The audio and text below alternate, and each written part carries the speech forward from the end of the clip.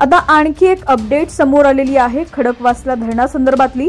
खडकवासला धरणाच्या पाणलोट क्षेत्रात गुरुवारी पहाटेपासून सुरू झालेल्या मुसळधार पावसामुळे दिवसभरात सुमारे 1.25 टीएमसी पाणीसाठा वाढलाय।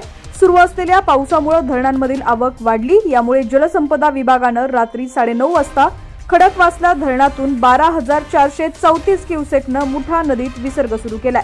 पावसाचा जोर वाढल्यास यात आणखी वाढ होण्याची शक्यता विभागाने वर्तवली आहे। यामुळे नदीकाठी असणाऱ्या नागरिकांना सतर्कतेचा इशारा देण्यात आलाय।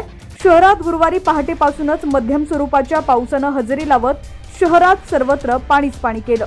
पावसाचा हा जोर खडकवासला प्रकल्पाच्या 4ही धरणांच्या पाणलोट क्षेत्रात होता। त्यामुळे धरणांमध्ये मोठ्या प्रमाणात पाण्याची आवक सुरू झाली।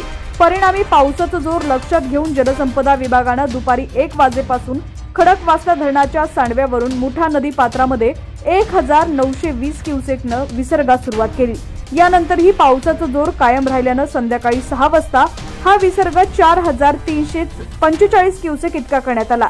तर तासाभरानंतर 7 वाजता विसर्ग 4,500 क्युसेकने वाढवून एकूण 8,734 क्युसेक इतका करण्यात आला। आता रात्री 9:30 वाजता खडकवासला धरणातून 12,434 क्युसेकने मुठा नदीत विसर्ग सुरू केला आहे। पाणलोट क्षेत्रात रात्री पावसाचा जोर कायम राहणार असल्याने खडकवासला धरणामधून मुठा नदी पात्रात विसर्ग वाढवला जाऊ शकतो। त्यामुळे नदी पात्रा शेजारील नागरिकांनी सतर्क राहावं असा इशारा विभागाने दिलेला आहे। दरम्यान असेच धरणांचे अपडेट्स लवकरात लवकर पाहण्यासाठी आत्ताच HPN मराठी न्यूज चॅनलला सबस्क्राइब करा। YouTube वरती ही बातमी पाहत असाल तर HPN मराठी न्यूज या YouTube चॅनलला सबस्क्राइब करा।